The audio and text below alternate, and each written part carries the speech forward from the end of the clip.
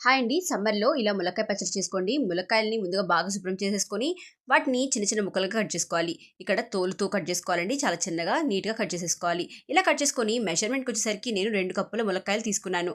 అన్ని ములక్కాయలకి 3 స్పూన్లు ఆవాలు, అలానే 1½ టేబుల్ స్పూన్ మెంతులు వేసుకొని బాండీలో దోరగా వేయించుకోవాలి. ఇక్కడ నూనె యూజ్ చేయకుండా దోరగా వేయించేసుకోండి. మెంతులు బాగా వేగిపోవాలి. ఇలా వేగిన తర్వాత వీటిని ఒక గిన్నెలోకి తీసుకొని చల్లారిన తర్వాత మిక్సీ పట్టేసుకోవాలి.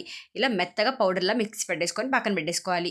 ఇప్పుడు చింతపండు వచ్చేసరికి 2 కప్పుల ములక్కాయలకి 1 కప్పు చింతపండు తీసుకొని ఒకసారి బాగా వాష్ చేసుకొని వేడి నీళ్ళలో నానబెట్టుకున్న తర్వాత దాన్ని మిక్సీ పట్టుకొని మెత్తగా గుజ్జు చేసుకోవాలి.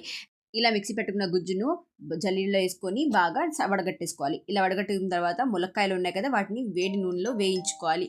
ఇలా వేయించుకున్న తర్వాత అదే నూనెలో ఆవాలు, జీలకర్ర, ఎండుమిర్చి, ఇంగువ, అలానే కరివేపాకు వేసుకొని తాలింపు పెట్టేసుకోవాలి.